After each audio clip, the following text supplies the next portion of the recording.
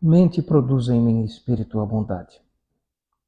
Mostra-me o amor presente em mim, envolvido pela carne. Descortina diante de meus olhos erráticos a minha verdade. Seja eu difusor de bons pensamentos. Seja eu vigilante com os meus pensamentos. E seja eu causador de amor onde eu estiver. Pai Joaquim de Aruanda, que assim seja.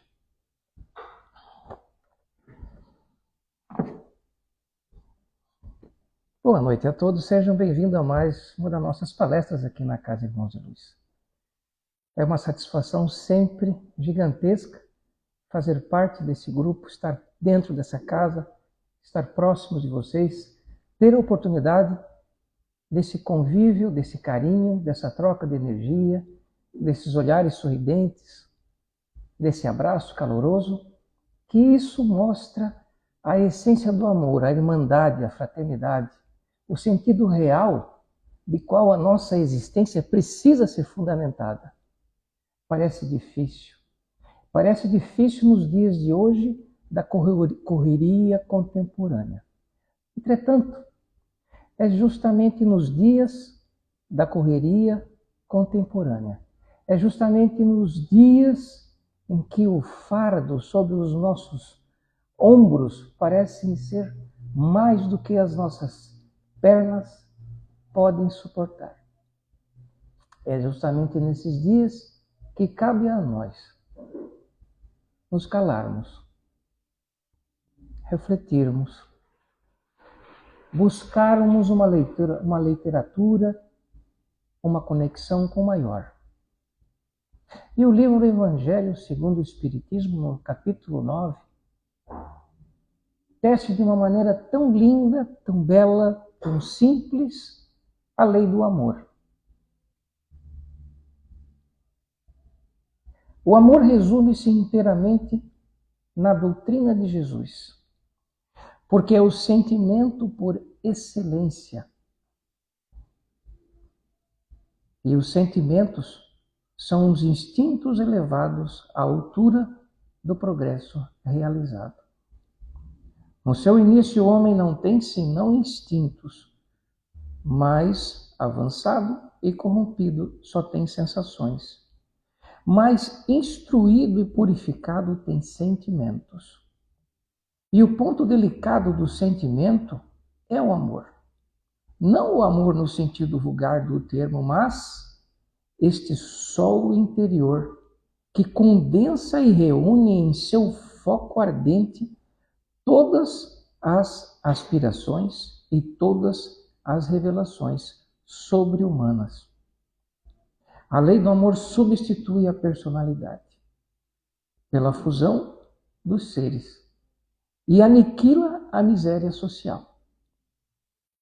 Feliz aquele que, ultrapassando a sua humanidade, ama com amplo amor seus irmãos em dores. Feliz aquele que ama porque não conhece nem a angústia da alma, nem a miséria do corpo. Seus pés são leves e vive como que transportado para fora de si mesmo. Quando Jesus pronunciou essa palavra divina, amor, ele fez estremecer os povos e os mártires, ébrios de esperança, desceram ao circo.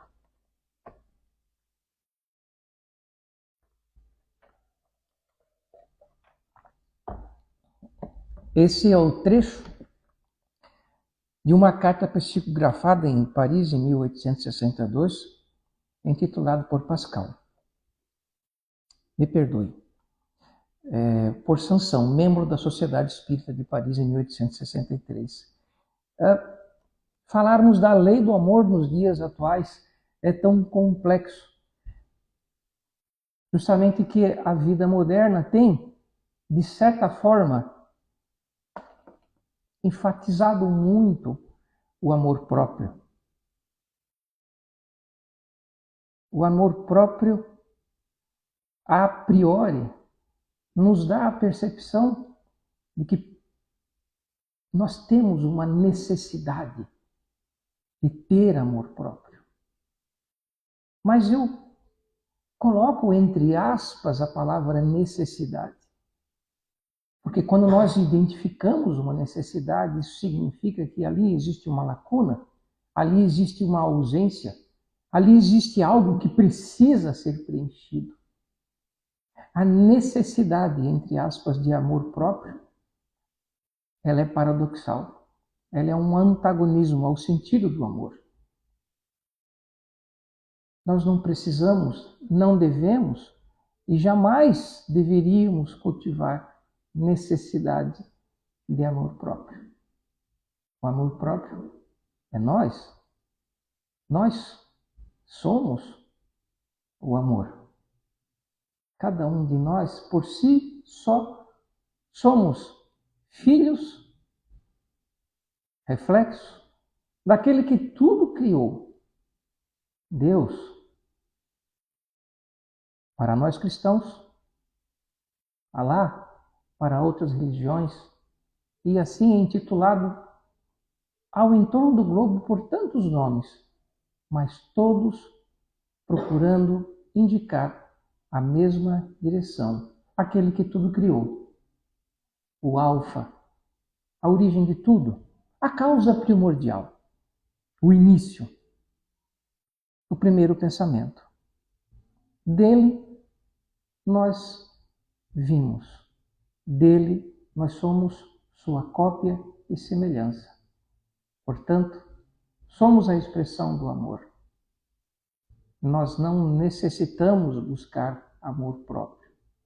O que cabe a nós é aprender a transformar esse sentimento além do seu sentido vulgar, como aqui menciona no Evangelho segundo o Espiritismo, e transbordá-lo.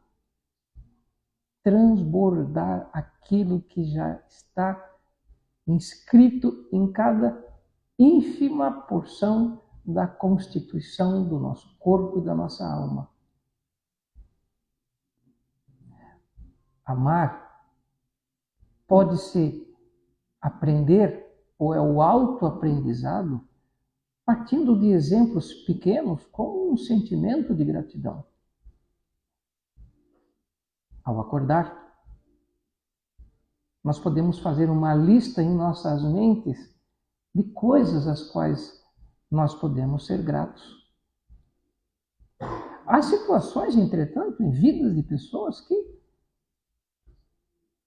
possam estar passando por situações difíceis, mas sempre haverá alguma forma de olhar aquilo que possa ser uma razão para sentir grato. Essa semana eu assisti uma entrevista que me tocou profundamente e o entrevistador de rua se aproximou de uma jovem senhora, eu diria assim, dos seus 40 e poucos anos, e naquela interação que esse entrevistador de rua deu início com ela, em algum ponto, ela respondeu assim: bom, eu quando tinha 12 anos de idade, os meus pais tiraram as suas próprias vidas. E ela fez uma escolha de muita sabedoria, embora se sentindo profundamente dolorida, ela decidiu continuar e cuidar dos seus outros 3 irmãos. Ela tinha 12 anos. Eu já era uma mulher de 40 e tantos anos.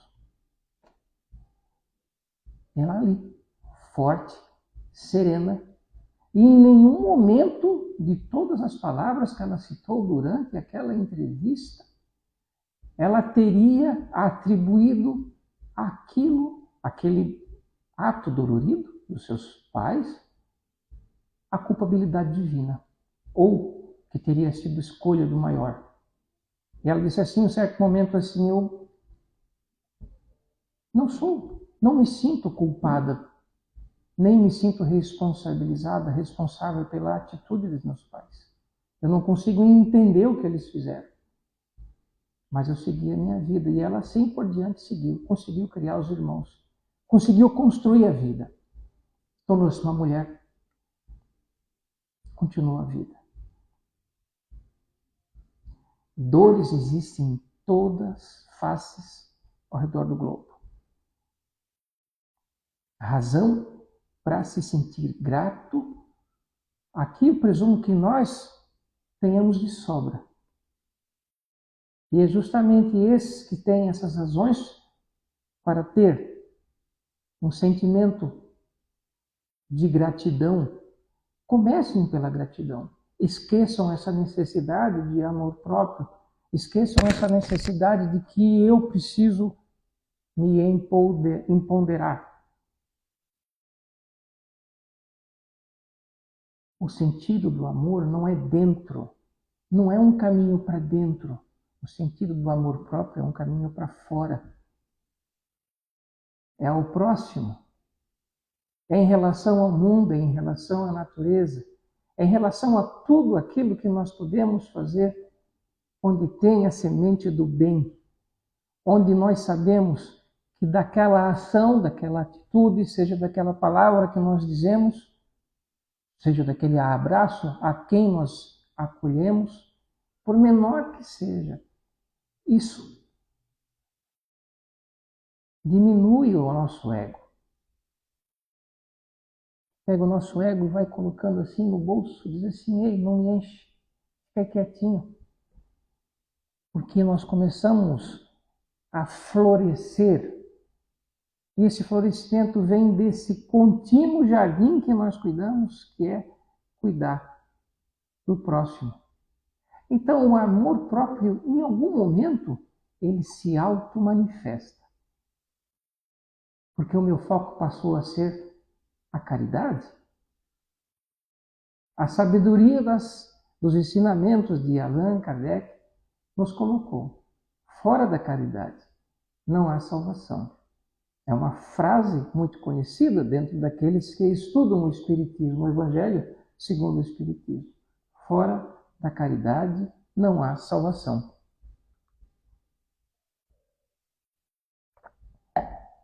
Essa salvação tem um sentido tão amplo porque ela não está salvando um ser de um purgatório. Ela está salvando a própria alma que pratica a caridade. É um caminho que nós facilitamos e nos aproximamos daquilo que é maior. Então, nos momentos da nossa vida que possamos estar enfrentando uma dificuldade, uma barra, como nós chamamos muitas vezes, um sofrimento, um momento ruim, parem, pensem, abram uma leitura.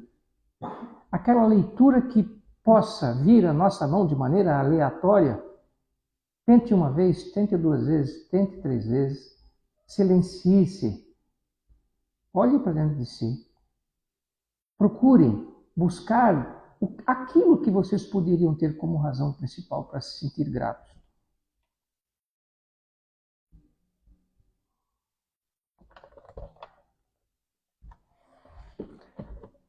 Existe muita estrutura da filosofia estoica quando nós falamos também de amor. Um dos grandes filósofos estoicos, Sêneca, por exemplo, no seu livro sobre a brevidade da vida, ele nos coloca ou nos convida para nós refletirmos sobre a natureza transitória da vida. A natureza transitória da vida é uma grande razão para nós nos sentirmos esperançosos. Porque nós deixamos de enxergar a nossa atual existência como sendo algo que tem um fim, um início e um fim. E nós passamos a compreender de maneira profunda que essa transição, essa vida, é mais uma etapa da nossa existência que é eterna. E a compreensão dessa eternidade, como Jesus também exortou tantas vezes no seu Evangelho, é uma das principais razões para nós nos sentirmos confiantes, nos sentirmos agradecidos. A gente sempre vai ter a oportunidade de arrumar as coisas. Sejam conosco, seja com as pessoas com as quais a gente precisa arrumar. Sábio aquele que se esforça no caminho de consertar isso o quanto antes. Porque à medida que nós vamos largando as bagagens pela caminhada da nossa existência, nós nos tornamos mais leves. Nós nos aproximamos da nossa essência espiritual à medida de que nós desapegamos. Uma ofensa, um perdão, uma mágoa se carrega no coração somente por escolha. É difícil perdoar, eu sei. Mas se não houver um esforço nessa direção, isso nunca vai acontecer. E no universo espiritual, acredite que aquela caixinha vai continuar ali, dentro da tua mochila, da tua experiência. Um pezinho, e mais um pezinho, e mais um pezinho. Abram as caixinhas, libertem-nas, olhem para a experiência e aprendam a perdoar as experiências do passado, no nosso sentido e no futuro. Nós estamos aqui desmanchando a necessidade do amor próprio. E nós estamos aqui olhando porque é uma palestra puramente reflexiva, para que nós entendamos os diversos mecanismos nos quais não só Jesus, mas como outros sábios deixaram para nós atingirmos essa essência de felicidade, de plenitude, de alegria, de leveza. É claro que é difícil. É muito mais difícil hoje do que possa ter sido 250 ou 300 anos atrás. Mas há 250 anos atrás era tudo tão difícil, eu tinha que plantar, colher, cuidar dos animais, etc, etc. Sim, você tinha trabalho físico, mas você existia. E você tinha a oportunidade de se sentar à mesa e ter menos problemas. Só tinha relacionamento familiar, relacionamento com as pessoas. Se limitava aí. Hoje, eu digo que é muito mais desafiador. Com o advento da modernidade, a vida de todo mundo passou a fazer parte da vida de todo mundo. Isso é pesado. Isso é um fardo. Isso é um fardo porque cansa.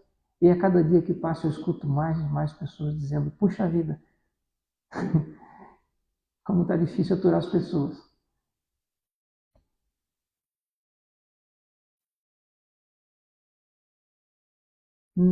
Aí que está o grande desafio. Aí que está a grande sacada do mundo moderno, porque assim, é que nem escola. Quando nós começamos lá no jardim, faz um risquinho, faz uma bolinha, faz agora uma cruzinha, nós estamos treinando a firmeza com a caneta, com o lápis. Agora a letra A, agora a letra B, agora um A mais B. Começamos a entender sílaba.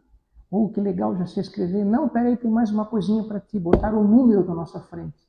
1 mais 1, 2, 5 mais 3, 8. Aí começa. Vai ficar mais difícil. Aí inventaram a raiz quadrada. Ficou mais difícil. E sempre foi ficando mais difícil. Por que nós estamos agora enfrentando maior dificuldade de relacionamento? Porque vai ficar mais difícil. Não vai voltar. Façam escolhas.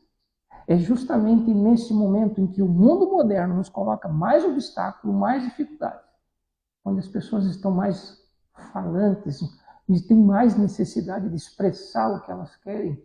Essa é a sala de aula que está ficando. Nós estamos caminhando para a graduação. Vai levar mais de 150, 200 anos. Não quer dizer que, nós já vamos... agora que eu morri, já vou não precisar mais retornar para a Terra. Vai. Temos que retornar sim, gente. Temos que retornar. Todos nós temos coisinhas para resolver aqui ainda. E quando nós falamos assim, terminou, não devo nada mais para ninguém, perdoei todo mundo, estou feliz com todo mundo que eu vivi, ótimo. Volta para lá agora. Agora tu vai ser o quê? Um guardião, um anjo da guarda. um guia. Aí você vai ver o que é exercitar a paciência. Ou vocês acham que o guardião de vocês não exercita a paciência com vocês? Comigo também. Teimosia, irritabilidade, palavrão, tudo a gente faz de errado. Julga e como. Aí o anjo da guarda olha para nós assim, meu Deus, como se dá trabalho, né? Não terminou por aí. E assim vai. Quando o nosso orbe atingir o ápice do seu equilíbrio espiritual, os seres encarnados, fiquem tranquilos. Tem muitas moradas na casa do Pai. Muitas moradas na casa do Pai. Novos mundos sendo feitos, sendo construídos, precisando de novos seres de luz para ensinar aqueles que estão lá. É animador, não é? E o que nós vamos fazer agora? Vou desistir? Não. Não é para desistir. É para continuar. Então, faça uma escolha do aprendizado. O aprendizado tem que começar agora. Não é segunda-feira que nem a tal da regime. Regime começa na segunda-feira. Não, o aprendizado começa agora. Agora, todo momento. Sempre tem a oportunidade de a gente fazer alguma coisa no sentido de entender o que é o amor próprio. Não da necessidade de ter o amor próprio. Começo da palestra. Ninguém tem necessidade de ter amor próprio. Nós somos o amor. Nós temos que entender como manifestá-lo, como ser a expressão de Deus na caminhada terrena. É isso. E cada um tem a sua forma. Não tem fórmula. Não tem uma cartilha. Para eu fazer isso, eu tenho que fazer. Não tem. É dinâmico para cada um que está aqui, inclusive para mim. Cada um de nós vivencia, enfrenta caminhos diferentes, altos e baixos de maneira diferente. E cada um de nós reage segundo o nosso aprendizado. Mas esse é o caminho. Então, quando o histórico falava para nós refletirmos a respeito da natureza transitória da vida, eu falei de uma maneira muito superficial. Essa aqui é uma transição e não para por aí. Todo o universo é regido por uma de tantas leis, e uma delas é a lei de impermanência. Que a própria lei de impermanência é uma das estruturas de lei de progresso. Ou seja, nada continua de forma estática pela eternidade. Sempre tem um processo revolucionário, um processo de reconstrução. Imagine nós. Quer sair disso? Não vão sair, gente. Ninguém sai do processo do progresso. Ninguém vai sair do processo do progresso. Nós estamos submetidos à lei do progresso e à lei de impermanência, queiram por bem ou não queiram. Então enfrentemos. Enfrentemos os nossos obstáculos, enfrentemos as nossas dificuldades, olhemos para o nosso espelho e entendamos o que nós almejamos ao longo da nossa vida, se é o tal do amor próprio em que o mundo contemporâneo pressiona para que nós o encontremos, porque na verdade não precisa encontrá-lo, como eu já falei várias vezes nessa palestra. Ele já existe dentro de você.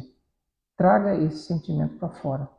Mostre isso em atitudes, ações e palavras ao mundo ao seu redor.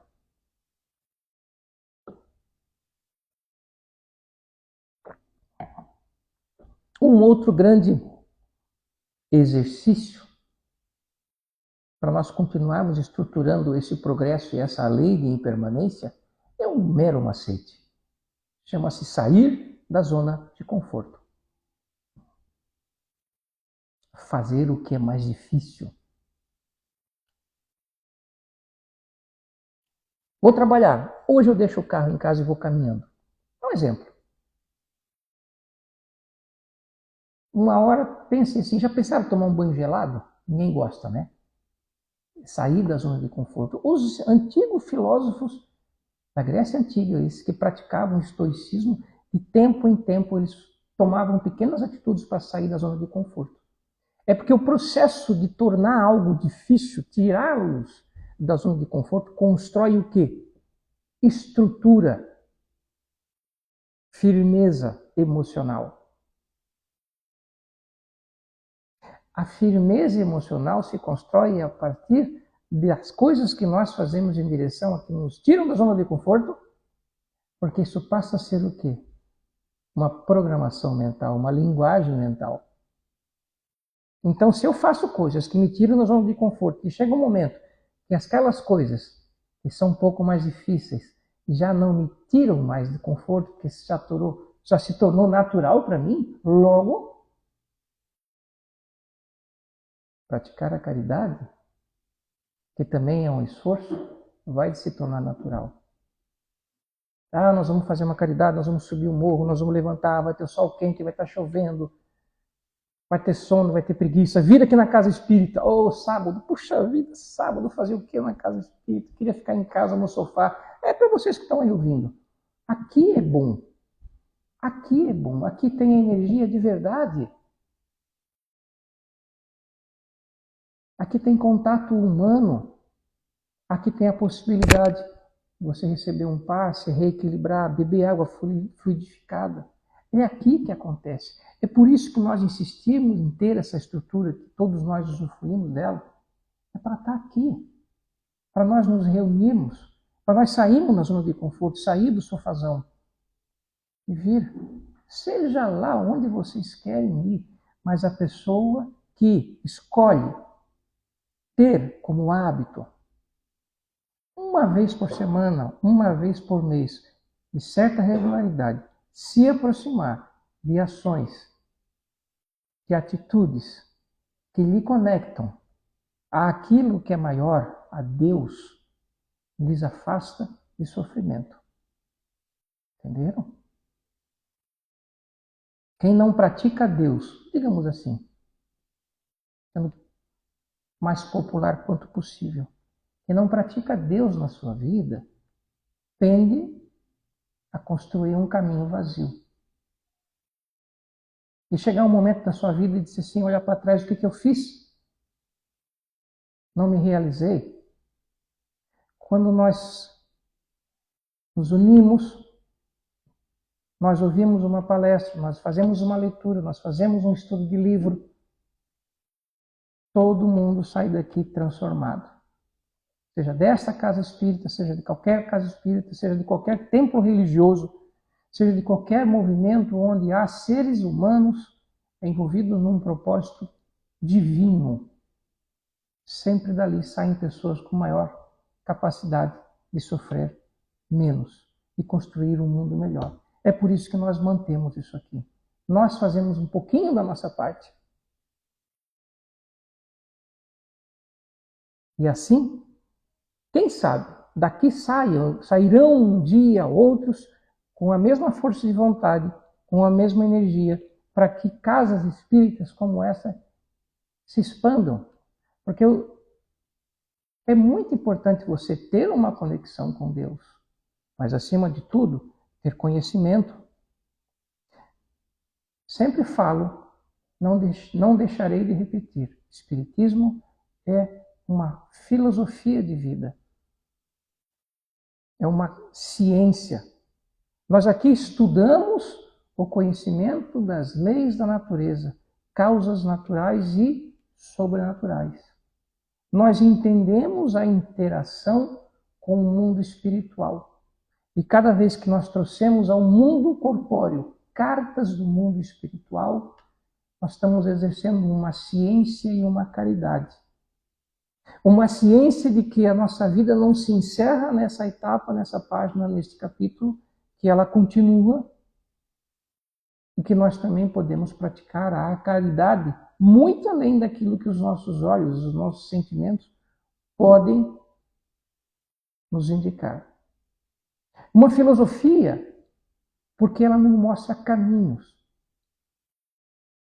Caminhos para que nós venhamos a construir uma vida saudável, bela, bonita, com o mínimo de sofrimento possível e com mais coragem para fazer a coisa certa.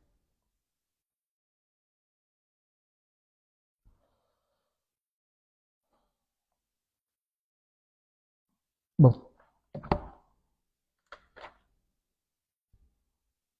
há várias dicas a respeito de amor próprio.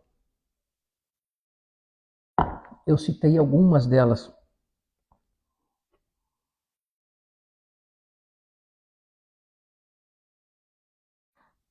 O silêncio talvez seja uma das formas mais sábias de nós entendermos o nosso potencial de manifestação de amor próprio. Quando nós procuramos um estado meditativo, quando nós praticamos em algum momento do nosso dia silêncio,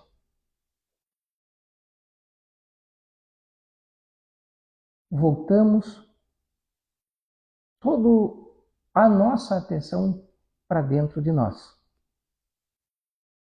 Nos percebemos, nos sentimos, nos entendemos e nos percebemos dentro da nossa realidade corpórea e espiritual. Quanto maior esse processo de relaxamento que nós possamos fazer, de preferência em lugares como perto da natureza, perto de um oceano, perto de uma cachoeira, seja no seu quarto, no silêncio do seu quarto, escutando uma boa música. Acreditem, quando todo o burbúrio da nossa mente é aquietada, é quando aquela baita criatura que nos acompanha desde o momento que nós fomos concebidos, chamado anjo guardião, coloca a mão no nosso ombro e nos dá bons conselhos. O WhatsApp é só de lá para cá, tá? Ele já sabe o que a gente precisa. Cabe a nós manter online, para que venham essas orientações de lá para cá.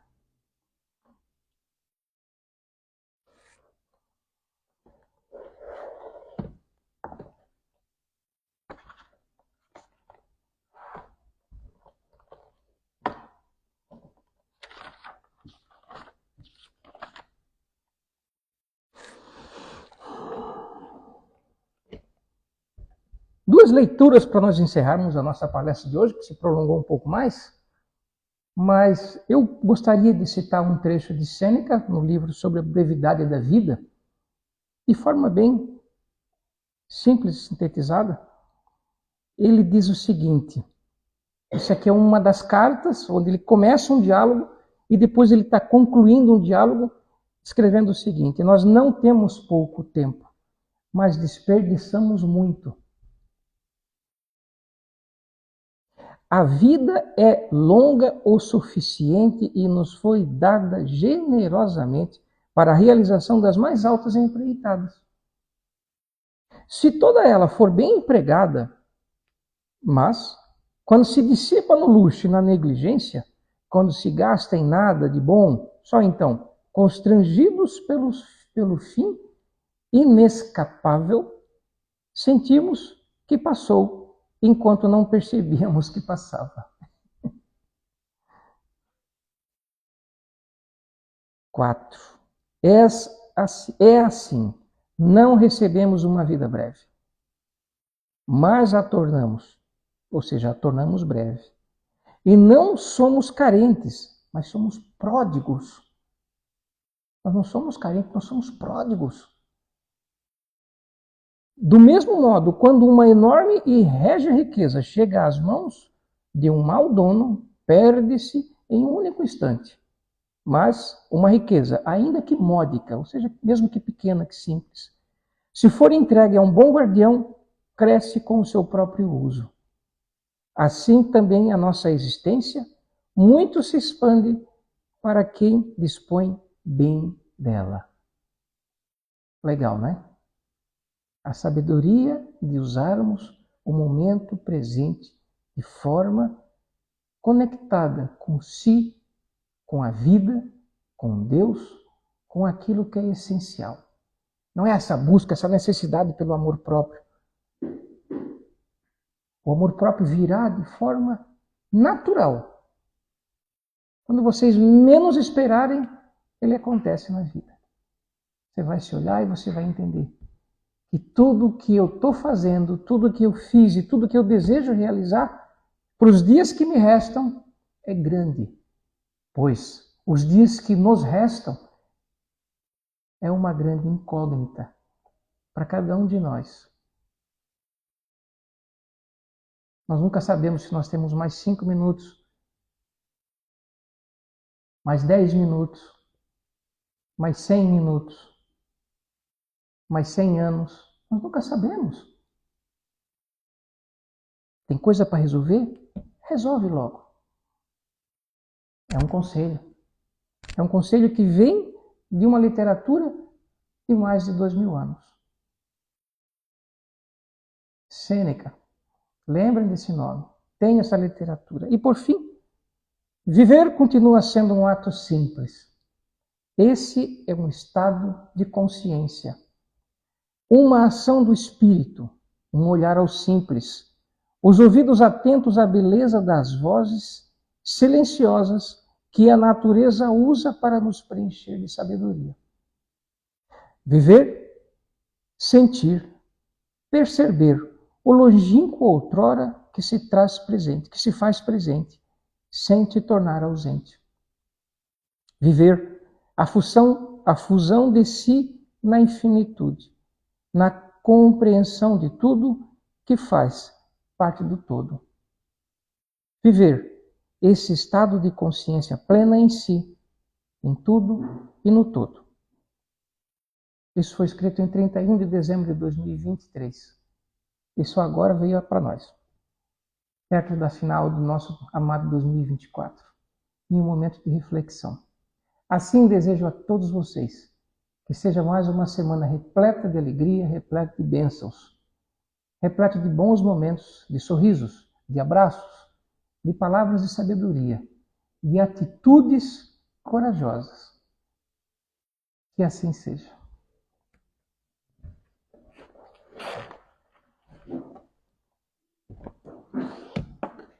Convido a todos para a oração do Pai Nosso. Pai nosso que estais no céu, santificado seja o vosso nome. Venha a nós o vosso reino, seja feita a vossa vontade, assim na terra como no céu. O pão nosso de cada dia dai-nos hoje. Perdoa as nossas ofensas, assim como nós perdoamos aqueles que nos ofenderam.